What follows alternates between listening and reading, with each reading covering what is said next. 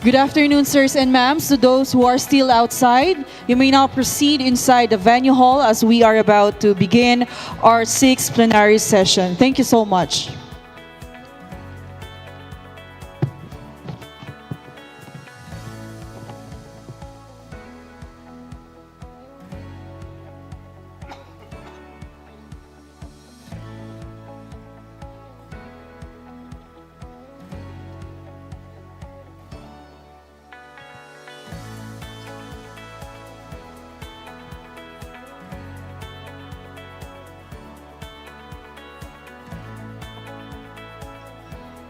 Once again, to those who are still outside, you may now proceed inside the venue hall as we are about to start our next event. Thank you.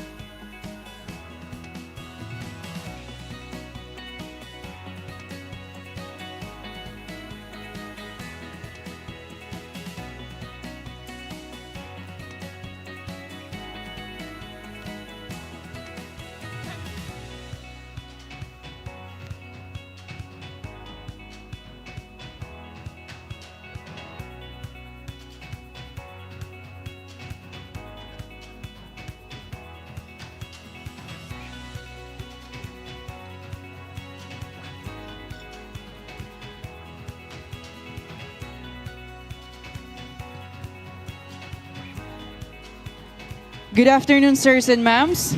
We will now start with the 6th plenary session on maritime capacity building for a rules-based, equitable, and sustainable maritime order in the Indo-Pacific. To chair this session, we have John Bradford, Executive Director, YCAPS. With him are Vice Admiral Konosuke Hiroaki, Vice Commandant for Operations, Japan Coast Guard, Rear Admiral Romel Supangan, Philippine Coast Guard Commander, Coast Guard Fleet, Philippine Coast Guard, First Admiral Askari PSC S. Ecom, Director for Cooperation, Bakamla, Indonesia Coast Guard,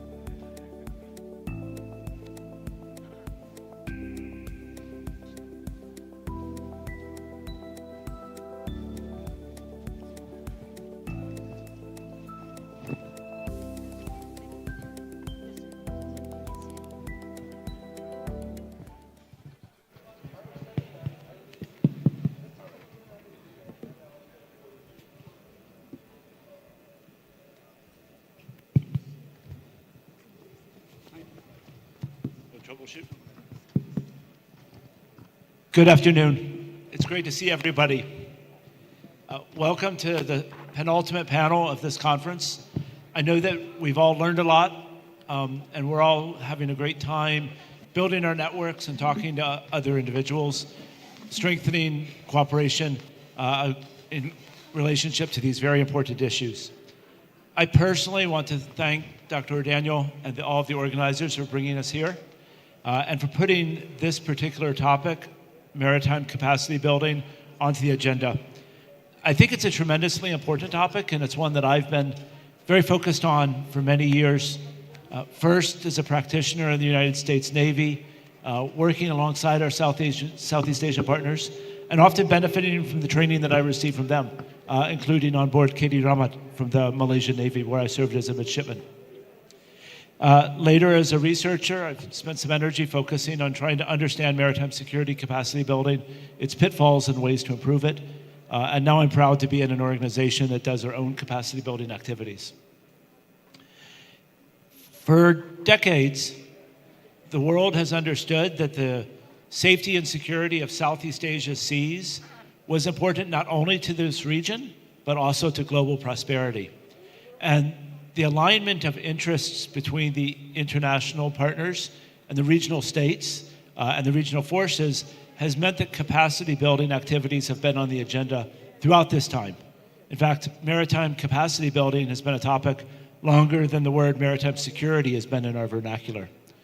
In the 1970s and 1980s, much of the focus was on navigation safety and oil spill response. But as the threat evolved and the challenges evolved and the priorities of the states involved evolved, things changed. And in the beginning of the 21st century and in the 1990s, capacity building became more oriented towards responding to non-state actors such as sea robbers and pirates and terrorists. And then for about the last maybe 15 years, from around 2010, gray zone operations and capacity to deal with those and the development of maritime domain awareness have emerged as new priorities. In my mind, there's no better panel to address these issues than the organizers have brought together today, and I'm very thankful for that. And the reason I say that is all three of the admirals that are here with us today have an operational role of one sort or another. And therefore, as admirals and senior officers with lots of experience, they understand the issues. But also, by being individuals that have to take action every day against real threats and with real partners, they have to grapple every day with an understanding of what their strengths are and what their weaknesses are, and where they can use help, and where, frankly, sometimes they don't need help. And so that's why I'm glad that we'll walk through each of these individuals. Like the last panel, we'll use a very similar format. I'll invite each of you to take the podium, give some prepared remarks, and then move into a Q&A session. So first, it's my privilege to invite to the podium Vice Admiral coercive Hiroaki. He's the Vice Commandant for Operations in the Japan Coast Guard, the Kaijo Hwansho. Sir.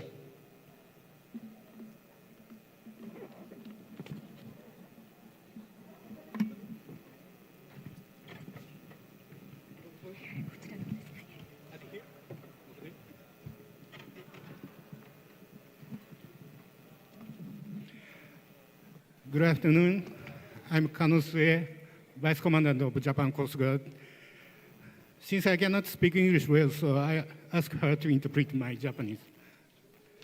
はじめにマニラダイアログのリードオーガナイザーでありますジェフリー・オーダニエル氏のご尽力に敬意を表するとともに、本日このような素晴らしい会に参加する機会をいただきましたことを感謝申し上げます。First of all, I would like to express my respect for the efforts of Dr. Jeffrey Ordaniel, lead organizer of the Manila Dialogue, and thank you for giving us the opportunity to participate in this meaningful event today. 本日は海上保安庁がこれまで進めてきた取り組みを簡潔にご紹介し、その意義についてお話をしたいと思います。Today, I would like to briefly introduce the initiatives that the Japan Coast Guard has been working on and talk about its significance. 日本海上保安庁の国際協力は1960年代の末からマラカス・シンガポール海峡の水路測量から始まりました。The international cooperation of the Japan Coastal Guard began with the hydrographic survey of the Strait of Malacca and Singapore in the late 1960s. 船舶の安全な航行を確保するため、当庁は専門家を沿岸国に派遣して支援を行ってきました。また、JICA と協力し、1971年に海図作成技術コースを開始し、50年以上にわたり継続しております。In order to ensure the safe navigation of ships, the JCG has dispatched experts to coastal countries to provide support.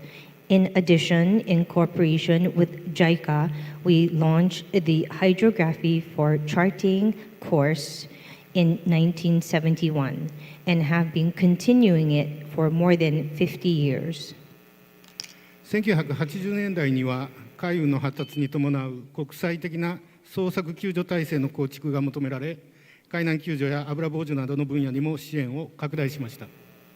In the 1980s, there was a growing need to establish an international search and rescue system to accompany the development of maritime transport, and support was expanded to include maritime search and rescue and oil spill response. 2000年代に入りますと、東南アジア周辺海域における海賊の増加を契機として、海賊対処や密輸密航の国際組織犯罪の取り締まり等の海上法執行分野に支援を拡大しております。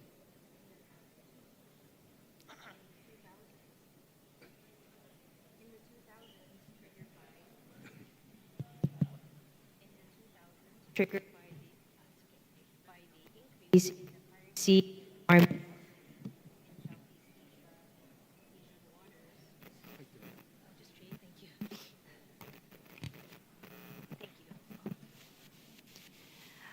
In the 2000s, triggered by the increase in piracy and armed robbery in the Southeast Asian waters, support was expanded to the field of maritime law enforcement, such as measures against piracy and crackdowns on transnational organized crimes such as smuggling and illegal immigration.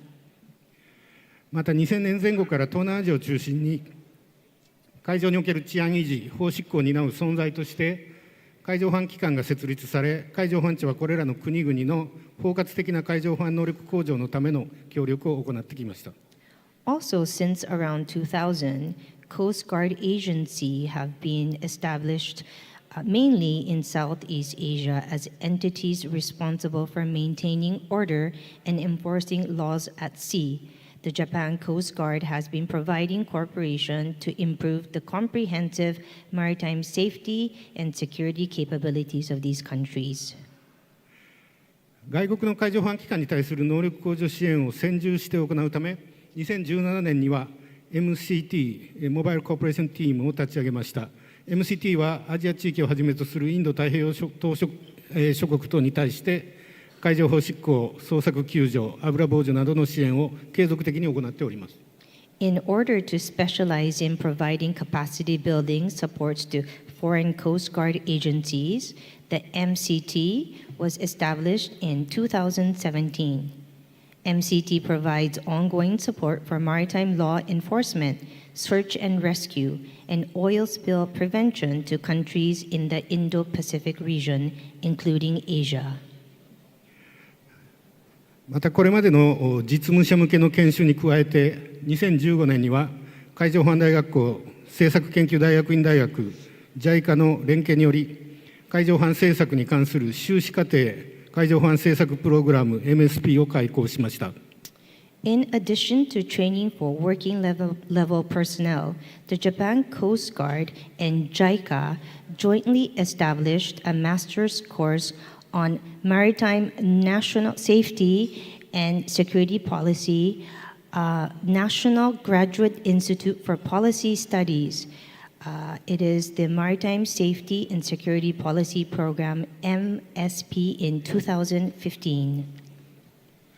これまでに11カ国89名の若手幹部職員を受け入れており、異なる国の若者が海上保安という共通の使命の下で共に学び、議論を交わす経験は各国海上保安機関の能力向上支援のみならず、相互理解と交流の促進、国際ネットワークの構築にもつながっております。To date, 89 officers from 11 countries have graduated. The experience of studying and discussing together under the common mission of maritime safety and security among officers from different countries not only support the capacity to develop leading coastal guards, but build on build of coastal guard agencies to each country. This also promotes mutual understanding and exchange and leads to the construction of international networks. 世界は海でつながっています。人命の安全の確保、災害への備え、海洋環境の保全、そして法の支配に基づく海洋秩序の維持は、地域や世界の平和と繁栄にとって不可欠です。The world is connected by the sea, ensuring safety of life, preparing of disasters, protecting the maritime environment, and maintaining a maritime order based on the rule of law are indispensable to regional and global peace and prosperity. 法の支配とは、日本の故安倍晋三首相が具体的に言い表した3つの原則のことであります。すなわち、国家は国際法に照らして主張し、それが通らないからといって力や威圧を用いず、主張の相違はすべからく平和的に解決を図るべきという考えです。The rule of law is what former Japanese Prime Minister Shinzo Abe has specifically expressed as 3 principles. In other words, the idea is that countries should make claims in light of international law, and the force of coercion should not be used simply because those claims are not accepted, and that differences of opinion should be resolved peacefully. 海上保安機関の使命はこのシンプルな原則のガーディアンであることであり、海上保安機関による国際協力はこの理念を広めることでもあります。The mission of Coast Guard agencies is to be guardians of these simple principles, and international cooperation by Coast Guard agencies is also to spread this ideal. 日本の海上保安庁の国際協力は、時代の要請に応じて協力分野対象国、対象職員を拡大し、海上交通の安全確保から多様な業務執行能力の強化、さらには将来のリーダー育成へと発展してきました。これらの半世紀にわたる取り組みを通じて、各国海上保安機関の能力が向上するとともに、フィリピンをはじめとするアジア諸国の海上保安機関との相互理解と交流が促進され、強固なパートナーシップが築かれてきました。The Japan Coast Guard's international cooperation has expanded its scope of cooperation, recipient countries, and personnel in response to the needs of the times, from ensuring maritime traffic safety to strengthening various operational capabilities, and further to developing future leaders. Through these half-century-long efforts, the capabilities of Coast Guard agencies in various countries have been improved, and mutual understanding and exchange with Coast Guard agencies in Asian countries, including the Philippines, have been promoted, and strong partnerships have been built. 今後も国際連携、国際協力を通じて自由で開かれたインド太平洋の実現に向けて取り組み、インド太平洋地域の安定と発展に貢献してまいりたいと考えております。In the future, we will continue to work through international cooperation and collaborations to realize a free and open Indo-Pacific and contribute to the stability and development of the Indo-Pacific region. Thank you very much.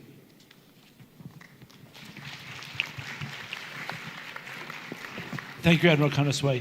I think that one of the most important things that we heard was the long history that the Japan Coast Guard has had supporting the development of regional maritime capacity and regional maritime coast guards. Mentioning the maritime security program to me is maritime safety and security program is particularly apt because this is a place where all of us in this room can immediately understand the impact that it's having. We've heard many times this week from the very eloquent Commodore Turia, who was one of the very first graduates of that program. So it's making a clear impact. So thank you very much for that. And I think that another success story of Japanese capacity building, I hope I'm not incorrect to say, has been the rapid development and standing up of a very capable Philippine Coast Guard. The Philippine Coast Guard has come a tremendous way and is making huge impacts. And it's not to say that Japan is the only factor, but it's one of the backing forces which has allowed us to do that. This is a conference on the South China Sea, so we've heard a lot this week about what the Philippine Coast Guard has done in the South China Sea and how it's responding to gray zone operations. But in other parts of the Philippines, it's met and contained very significant challenges. And I would just point out, for an example of that, how 6 or 7 years ago, there was a spate of kidnappings at sea in the Sulu area, and we've not had a kidnapping at sea since 2020, thanks to good work of organizations like the Philippine Coast Guard. So with that, I'd like to turn to Rear Admiral Ramos Supangan for his remarks. Admiral, we'd love to hear from you.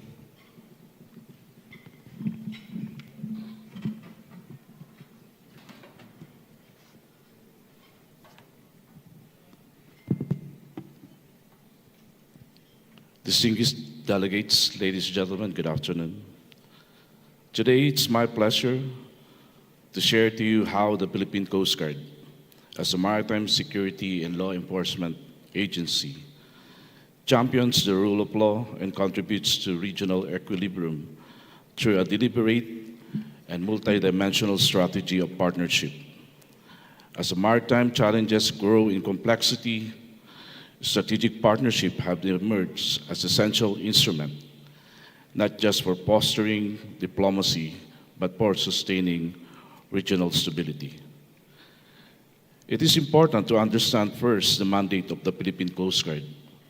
Under Republic Act 9993 or the Philippine Coast Guard Law, the PCG is entrusted with an expansive and critical mandate to implement and enforce all national and international laws pertaining to maritime safety, maritime security, marine environmental protection, and the conduct of maritime search and rescue in support of the national security and economic development of the Philippines.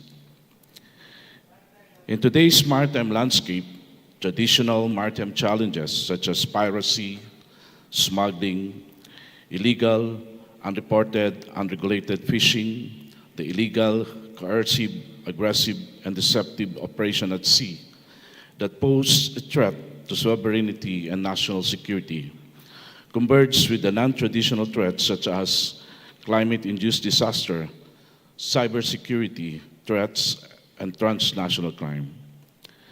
These maritime challenges are further aggravated by the proliferation of misinformation, disinformation, and malinformation in social media to the public. In addressing these maritime challenges, the Philippine Coast Guard faces institutional gaps, such as the need for more vessels, aircrafts, equipment, infrastructure, and manpower, which limit our maritime domain awareness capabilities. Navigating this hybrid threat environment necessitate a fusion of capacity building program in line with the PCG modernization plan on material assets, logistics, and infrastructure, the capability enhancement which involves developing human skills, institutional framework, and operational coordination, sustainable human resource development, use of information sharing platforms, the West Philippine Sea Transparency Initiative, and strengthening regional engagement.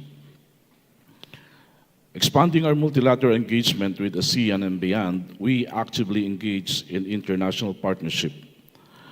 Agreement with our Asian and other regional counterparts fortify our capability for joint maritime operations and crisis response. By focusing on these priorities, the Philippine Coast Guard is firmly charting its course toward a stronger, more resilient maritime institution. The Philippine Coast Guard actively participates in multilateral forums and platforms and promote information sharing, joint operations, and capacity building efforts that strengthen a rules-based international order, such as the Regional Cooperation Agreement on Combating Piracy and Armed Robbery Against Ship in Asia, Information Sharing Center, the RICAAP-ISC, the International Fusion Center, the Southeast Asia Maritime Law Enforcement Initiative, ASEAN Coast Guard Forum, Coast Guard Global Summit, Heads of ASEAN Coast Guard Asian Agencies Meeting. The Philippine Coast Guard complements its multilateral efforts with an extensive network of bilateral cooperation initiative with partner countries. These include not only formal agreed arrangement, such as Memorandum of Understanding, Memoranda of Agreement, and Memoranda of Cooperation, but also high-level and working-level meetings, port visits, ship visits, as well as joint and coordinated exercises. Through these activities, the PCG strengthened operational linkages, improved interoperability, and built trust with its counterparts. This bilateral engagement aims to enhance maritime safety and security in shared waters, develop joint response capabilities for search and rescue, oil spill preparedness, anti-smuggling and counter-piracy operation, and promote capacity building and exchange of experts among Coast Guard.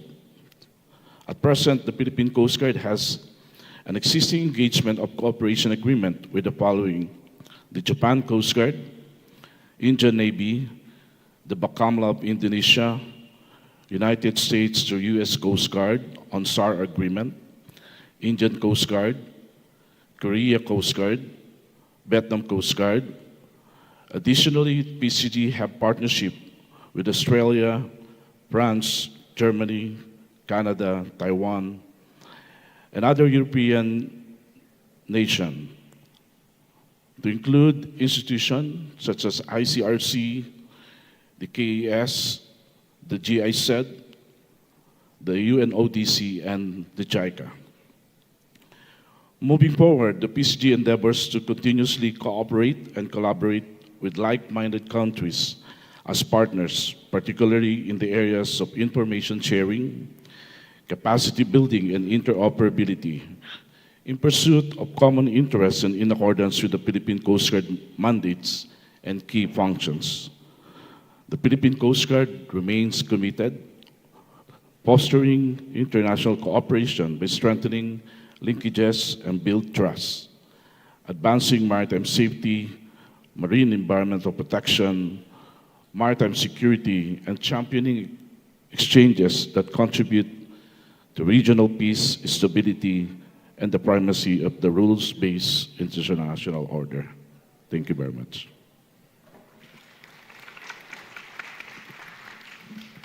Thank you, Admiral. I took away a pretty healthy list of shortfalls that you mentioned: vessels, aircraft, manpower, and infrastructure. I think that's useful for us all to bear in mind, but I also think that it's important to note just how much you're doing despite those shortfalls. Another individual and another organization who has a list of tasks that I do not envy is Bakamla, and our next speaker, Bapak Admiral, First Admiral Aksari. As the Director of Cooperation, he's responsible for organizing cooperation between Bakamla and other Coast Guards, between other international partners, between the interagency within Indonesia, and with coastal communities.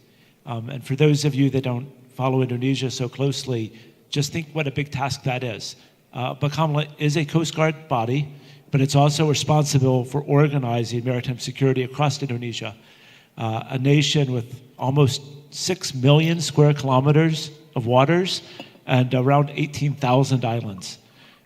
So I can't believe you have time to spend with us, but thank you very much for doing it. Bapak Aksari, can I invite you to the podium?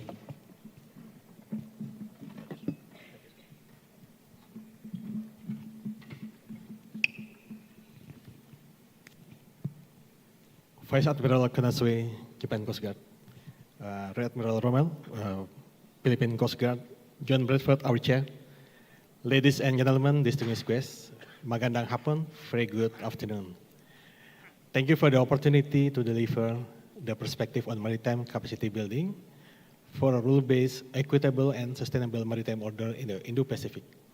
I am First Admiral Askari, Director of Cooperation of Bakamla RI, or the Indonesian Coast Guard. As the chair of Working Group Capacity Building in Hagam, head of ASEAN Coast Guard meeting, we have a strong interest in the topic of this panel. We believe that regional cooperation and better and standardized capacity would increase the regional maritime security situation and stability, which can be achieved through 3 avenues: strengthening regional cooperation, capacity building, and information sharing. First, strengthening regional cooperation.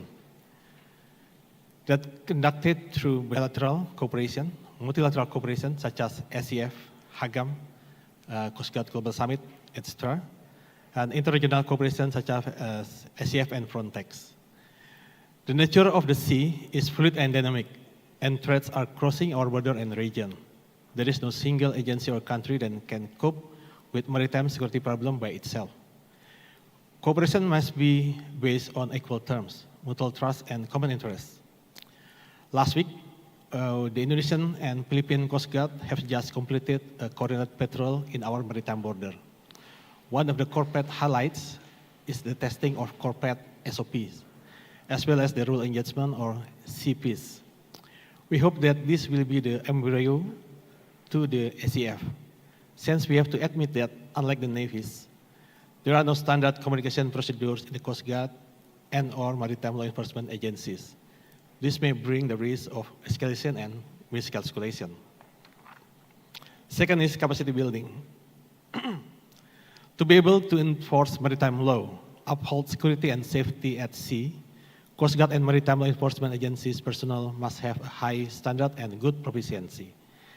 The usual program to implement this is as follows: courses, seminars, academics, or higher education or master program in the maritime fields, joint exercises, personnel exchanges, and so on.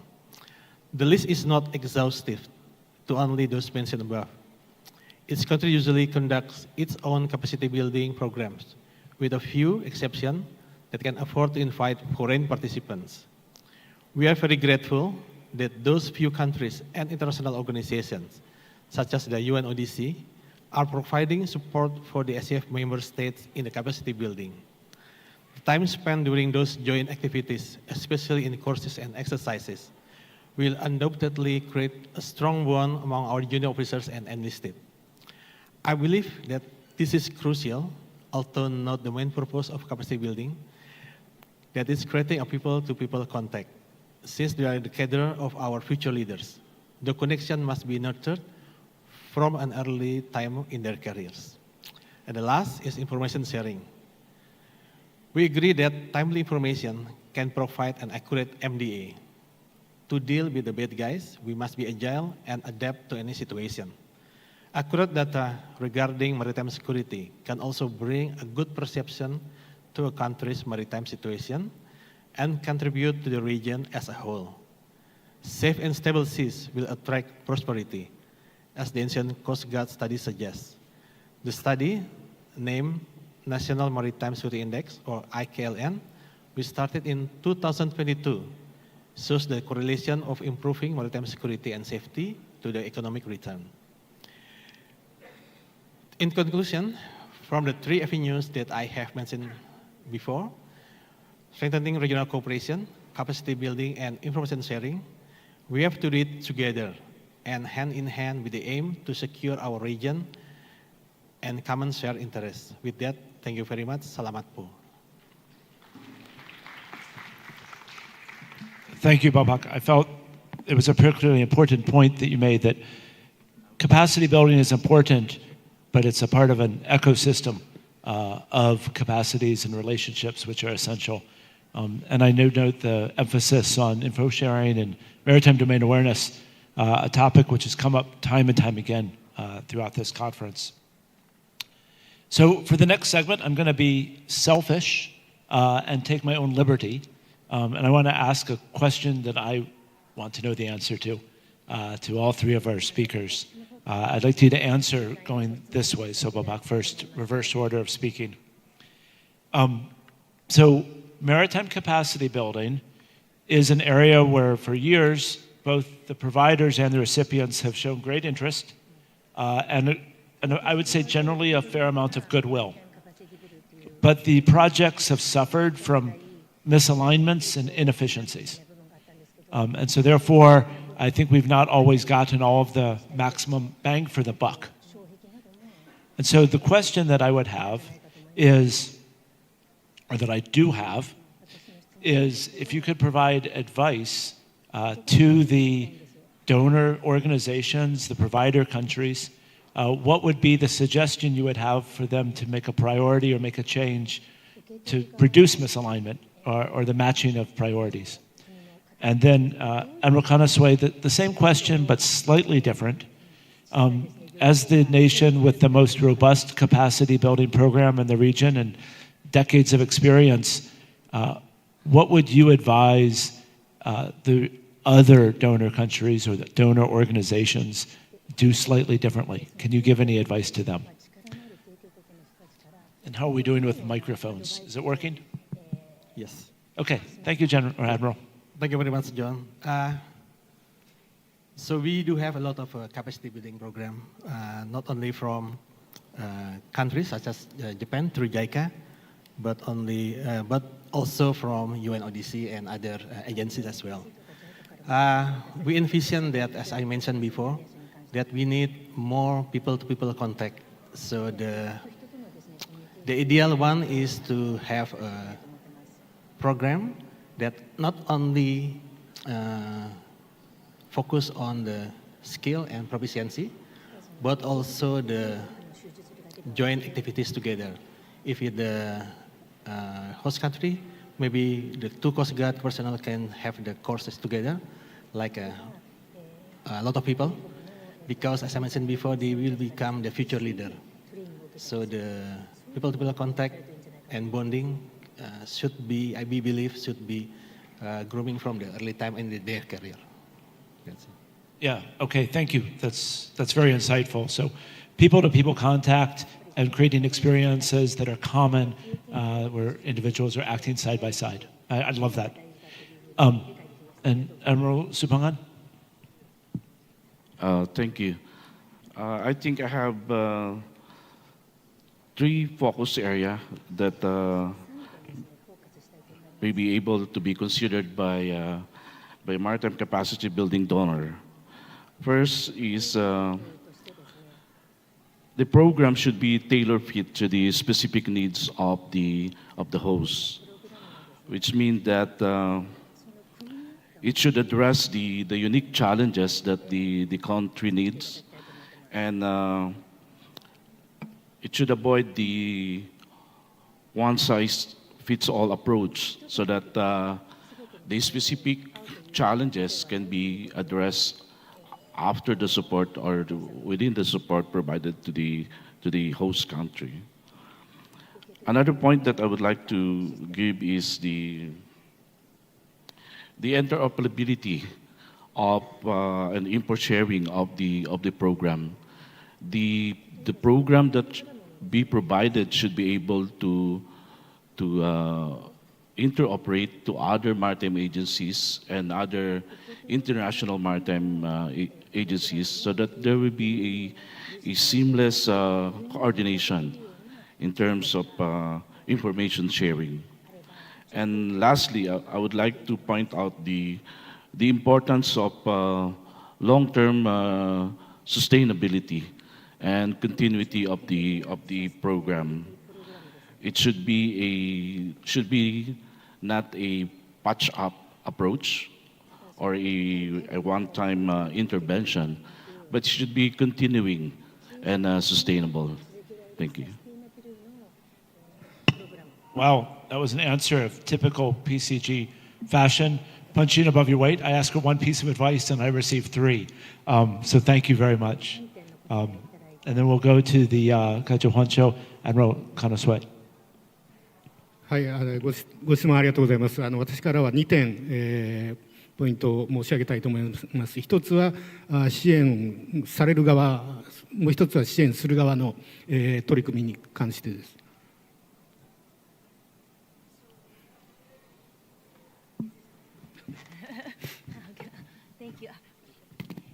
Thank you.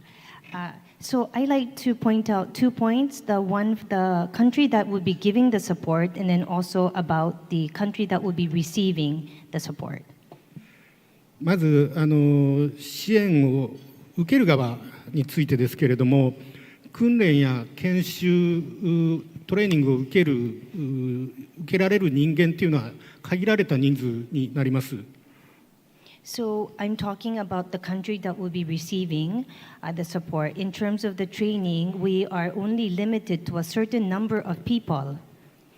で知識や技能を習得した方も、そのスタッフだけで、終わってしまうと、その知識や技能のシェアというかですね、共有が組織の中で図られなければ、次の機会にもまた別の人に同じレベルのトレーニングをするという、こういうことを続けていかなきゃならない。So we have also noticed that the ones who even have the knowledge or the training skills, if the staff or they change, the shared information within the institution does not get carried on. So this is something that we would also like to point out. ですので、支援を受ける側の国の機関の方ではですね、トレーニングをしてきた知識を習得したスキルを身につけたスタッフが今度は教える側となって、その得たものを組織の中でどんどんシェアして拡散していってもらう必要があります。So the receiving country, those who have the skills and the knowledge and the training, should now then become the teachers and to be able to carry on within its organization. でこの体制と仕組みがしっかりとできれば、非常に内容のグレードアップやトレーニングのスピードも早めることができて、効果的に支援をすることができます。If we are able to establish the system, certainly we are able to grade up, speed up, and then create effectiveness and efficiency. ただですね、もう皆さんもご承知だと思いますが、学ぶことも大変なんですけれども、教えることはそれ以上に難しくて大変ですので、これはなかなか思うようにここの機能が働かないというのが非常に長年支援をしていて思うジレンマでもあります。One of the things I'm sure you all know is learning is, of course, difficult, but teaching is even more difficult, and this is something we need to actually tackle. それからもう一つは支援する側の問題です。先ほども言及がありましたけれども、各国の海上保安機関の、任務とか権限とか、あと環境っていうのは様々で異なっております。From the supporting side of the country for each of the respective Coast Guard agencies, as mentioned, the environment and its country situation differs in every country. で日本は日本の手法を日本の経験に基づいて、享受するということはできますけれども、それが必ずしも支援される側にとって最適な手法とは限らないですね。Japan will teach the Japanese way, but we understand that the receiving country does not necessarily means that this fits their way.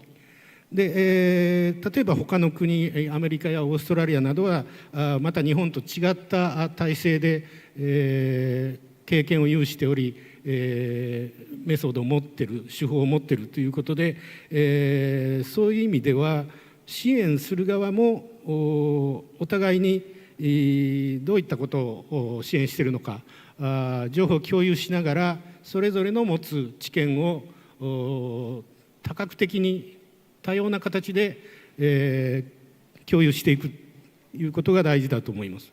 Of course, the US, the Australia also have its different approaches and experience. This creates different methodologies, and as part of the supporting countries, we need to also share the information and the knowledge and to diversify it. さまざまな手法や考え方っていうのを享受していただく中で、支援される方の国はより自分たちの機関にマッチした手法というのを取り入れていってもらえれば、オプションを取っていっていただければと思います。This will create the various methodologies, and with this, we hope that the receiving country will be able to match to their own with its options. そういった意味で近年では我々ジャパンコーストガードも US コーストガードですとかオーストラリアの海上保安機関と連携しながらキャパシティビルディングをしていくというふうに、そういう取り組みを強化しています。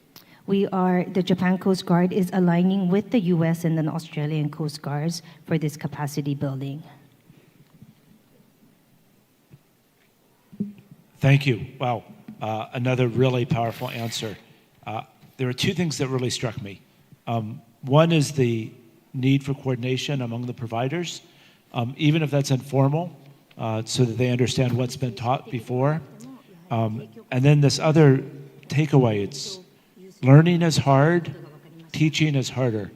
And I think that's very important too, that we need to recognize and remember that the training fundamentals and teaching fundamentals are essential to capacity building. It's not enough to just know the information, but you have to know how to transmit the information.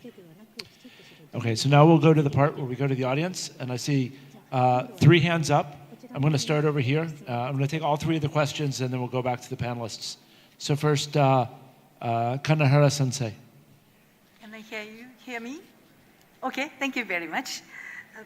Please allow me to add 3 small points to Vice Commandant Kanosue's speech. First, his translator said piracy, but not only piracy under international law, but also armed robbery is the targeted crimes by international cooperation to combat. This is the first point. And the second, thank you very much. Regarding this international cooperation, as I mentioned yesterday, recap the government-to-government organization for information gathering and information sharing was established in 2004 by a leadership of Prime Minister Junichiro Koizumi, I think. And the third point, Japan also instituted MDA, I think it was in 2018, and regarding MDA, international and regional cooperation has been underway. Thank you. Thank you very much. 3 important points. Very much appreciate you sharing your expertise, madam. Dr. Furia, or sorry, Furia-san? Not yet.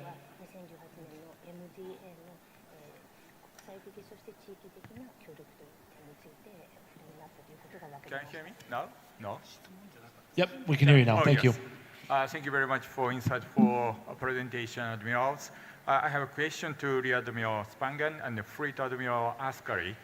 My question is, what is necessary for further enhancing your capacity in your organization? Vice Admiral Kanosue correctly pointed out that Japan has engaged in capacity building programs from tactical level operations like a hydrographic survey or search and rescue or spill response to policy formulation level that is done by MSP, Maritime Safety Security Policy Programs. And also, Japan has provided asset to some of the nations like cutters or the radar stations. Nonetheless, yesterday, most of the ambassadors pointed out as a concerns that including the rule of law, freedom of navigation, regional stability, escalation controls. So what would be the role of Coast Guard in this region to these concerns? And then what is necessary to enhance the regional Coast Guard from your experience? Thank you very much. Thank you. So I'm noting a question to Admiral Aksari and Admiral Supangi, but what your priorities are for development of capacity in order to meet the challenges we've been discussing all week. And third, I'd like to go to my RSIS colleague, Dr. Colin Coe. Can you hear me? Okay, thank you so much, John. First of all, many thanks to panelists for your very kind sharing. I have 2 questions. The first question is to seek your views regarding a very interesting trend that we see among some of the Coast Guards in the region these days, which is a trend towards militarization of the Coast Guard. other than the use of the Coast Guards for more muscular activities like sovereignty assertion, what are your views when it comes to the militarization of assets of Coast Guards? For example, ships that were built close to military standards, fitted for potentially warfighting equipment, or equipment that is beyond what usually Coast Guards use for law enforcement activity. So that is one. The second is somewhat related as well, is your views towards the potential use of unmanned surface vehicles for maritime law enforcement duties. What prospects and challenges do you see in introducing these capabilities for future maritime law enforcement activities? Thank you so much. Okay, thanks. So one question about how you wrestle with the competition between dealing with state and non-state actor threats, and then a question about the introduction of unmanned systems. And I was only going to do 3 questions, but I only see one other placard up. And sir, you're in the spotlight, so I can't see you or your name, but yes. Testing. Can you hear me? Okay. And now I can even know who you are. Please, go ahead. Thanks. I have a question for Bapa Askari from the Indonesian Coast Guard. Sorry. Okay. So the Indonesian Coast Guard has limited capability. However, Jakarta is setting aside more resources for the Angkatan Laut or the Indonesian Navy. That's in fact planned to buy an aircraft carrier. So how best can external partners assist the Indonesian Coast Guard in capacity building, given that Jakarta is more focused on the Indonesian Navy? Thank you. Okay, thanks. Are there any other questions? There'd be time to take one more. Okay, in the back corner there. Oh, Natalie, now I can see you. Thank you. No, I can see you, I can't hear you. Thanks very much. Look, in the spirit of the fact that Timor-Leste has just joined as ASEAN's 11th member, I'm wondering from the panelists, what are your lessons learned for Timor-Leste as it builds up its capacity and Coast Guard? What are the lessons learned from transitioning from a Navy-heavy institution to something that's more organic? Thank you. Okay, thanks. That was very simply put. I don't think I need to repeat or summarize it. So with that, we'll go back to our panel, and I think we'll use the same, please answer in the same order as you answered my kind question. It's about priorities, competition for state resources, and the evolution of Coast Guards in the face of state actor threats. Well, thank you very much. I think the first question is from Madam Kanihara. Yeah, so we do have a lot of sea robbery in our maritime border. Yeah, so that's why we conduct a lot of Bakamla. We conduct a lot of coordinated patrol. Currently, we have a corporate with Malaysia, Philippines, and Australia. We try to expand into the trilateral patrol with Singapore, Malaysia, and Indonesia because of the a lot of threats in those our shared maritime borders. And regarding the information sharing, we, the Bakamla RI, we are mandated by our law, national law, that we are coordinating all the maritime security related information. So we do have a daily brief with our national agencies and bi-weekly and monthly report with our counterpart, all counterpart, not only countries, NGOs and academics as well, domestic and international. And answering the Dr. Furia, yeah, for Bakamla, we are very grateful that we currently in the process of building our new ships in Japan. Thanks from JICA, and we are focusing on training the crew for next year. So the ship will be delivered, if I'm not mistaken, in 2028. So we focus on training for the crew, but as well as interaction with the GCG personnel. And for the region that already mentioned by our chief and commandant previously, we pursue the ASEAN Coast Guard Forum to become the sectoral bodies of ASEAN. In that case, so our cooperation will become stronger because our leader, Prime Minister, Kings, Sultan, and President have more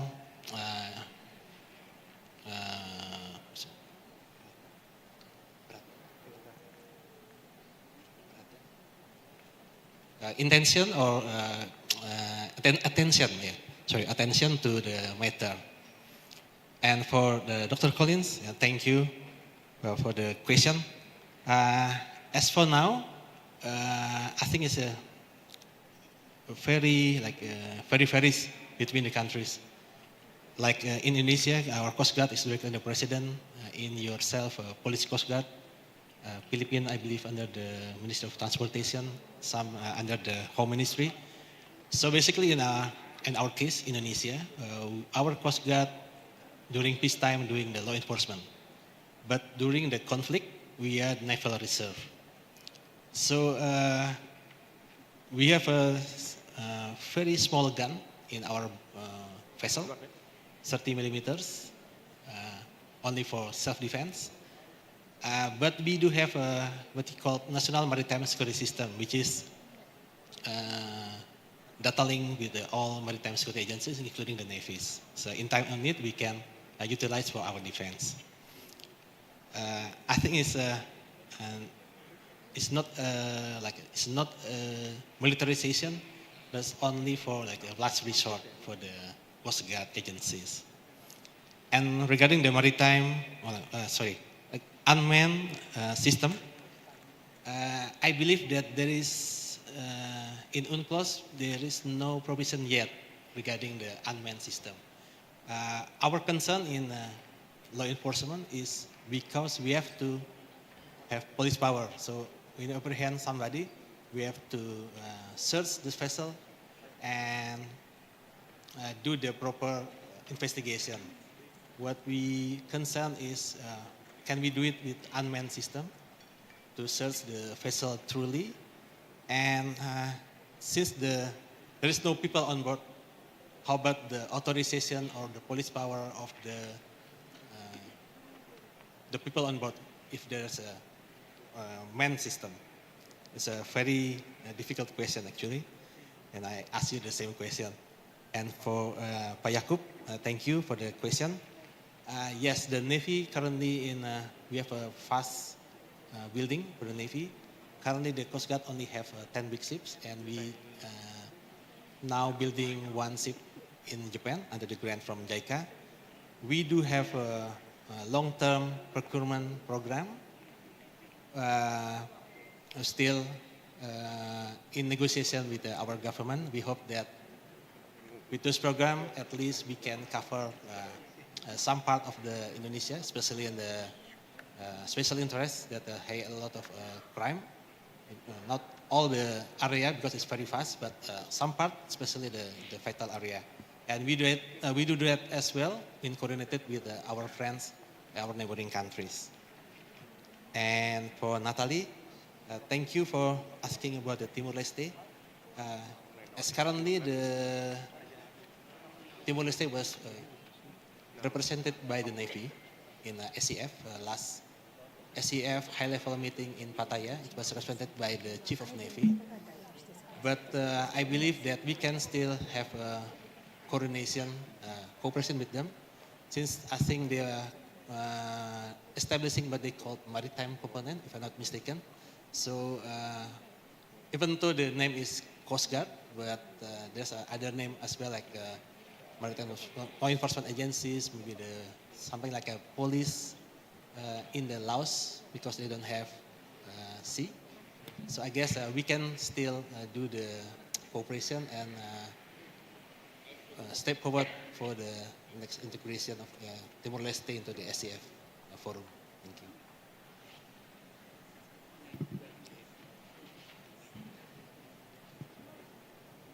Thank you for the question of Dr. Perugia.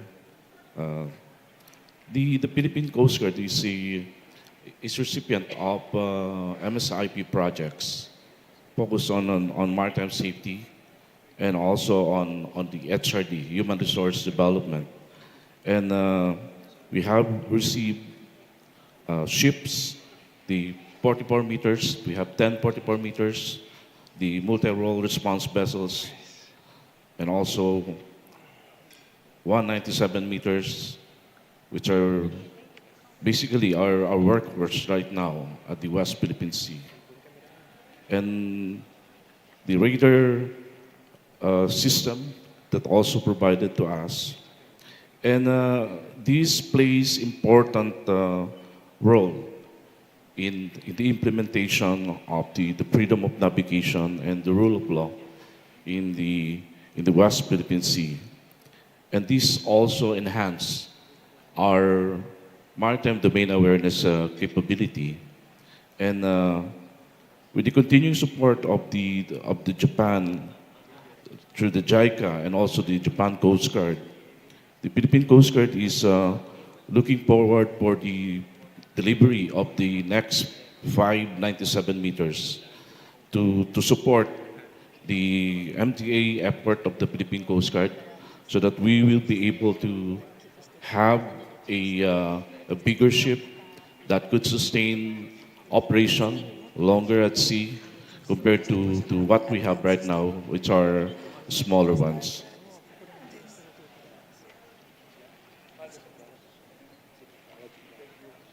For the question on the militarization of the Coast Guard, the Philippine Coast Guard focus on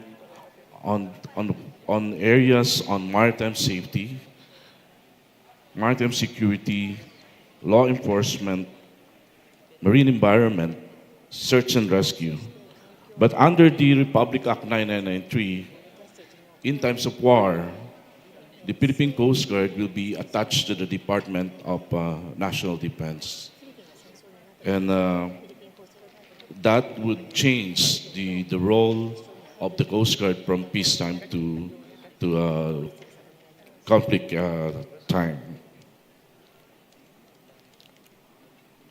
As to the unmanned system, right now the Philippine Coast Guard is putting it up on our modernization that could support our law enforcement effort, particularly on surveillance. For the question on the lessons learned or advice to Timor-Leste, the Philippine Coast Guard came from the Philippine Navy under the National Defense until such time that we were able to went out the shadow of the Department of National Defense when we were able to bring in support, particularly on areas focusing on maritime safety and environmental protection. I think it will be a good way forward for the Timor-Leste. Thank you.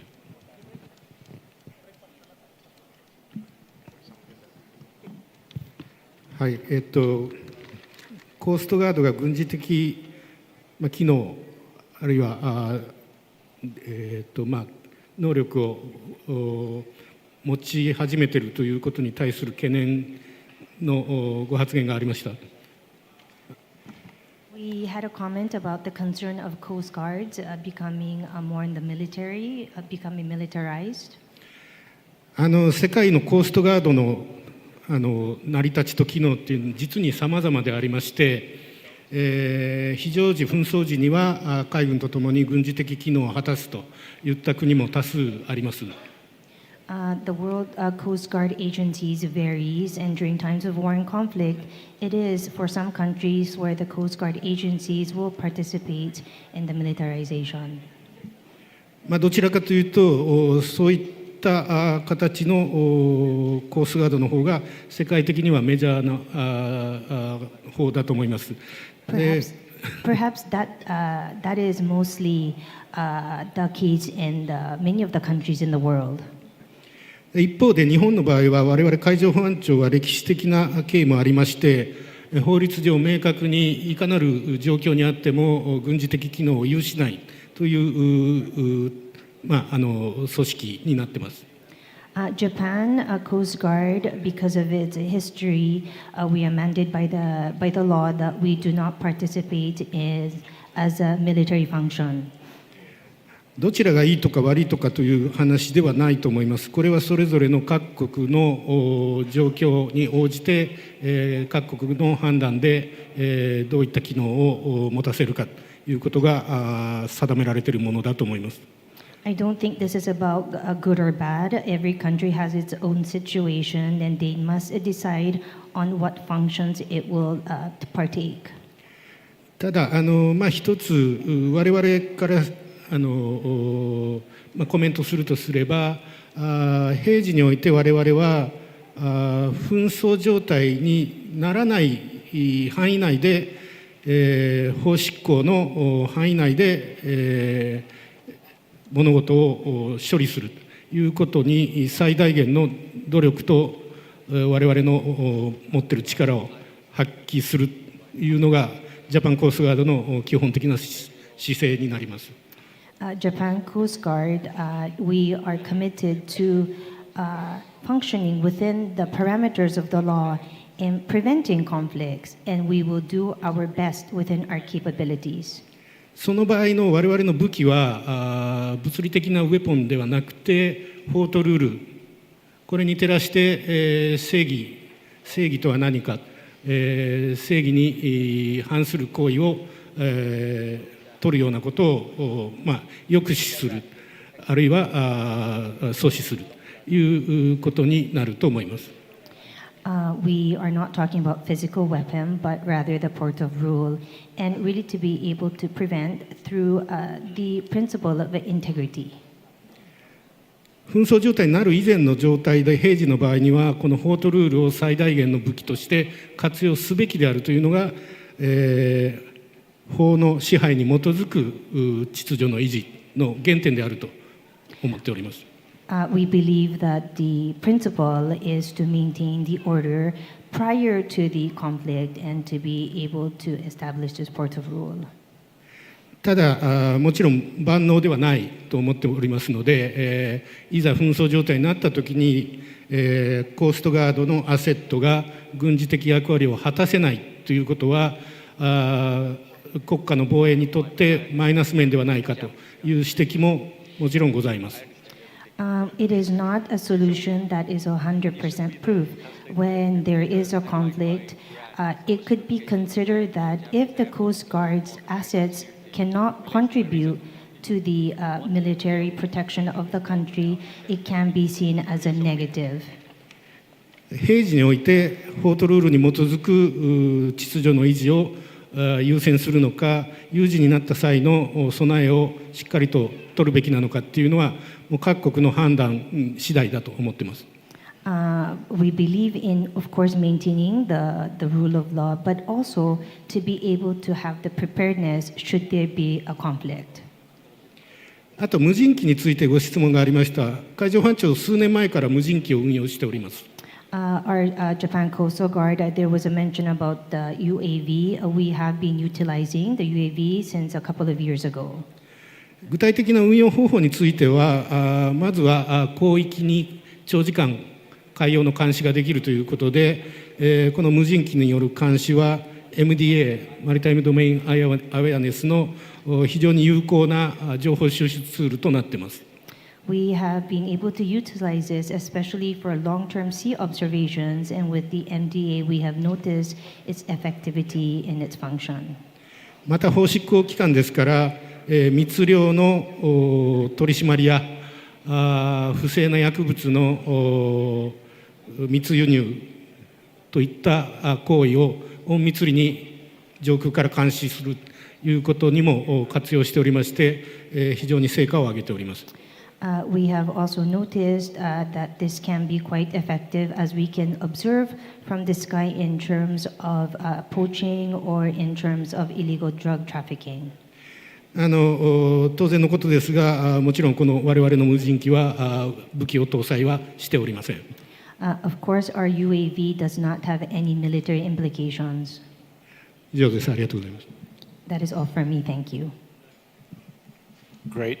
I thought those were really insightful answers.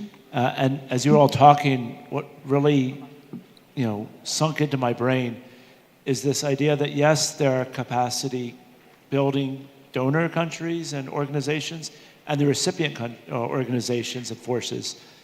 But there's some real common challenges that are common to everyone. And just, three that were mentioned. One, the complexities of civil-military relations. Two, dealing with hybrid threats. And four, tackling the rise of technology and coping with technological change. I mean, this question of, can you arrest a robot? This applies to every Coast Guard in the world. So I think it's fascinating. I just want to thank you all for your great answers. I want to thank the audience for really insightful comments and questions. And with that, I'm pleased to bring this panel to a close. Thank you very much.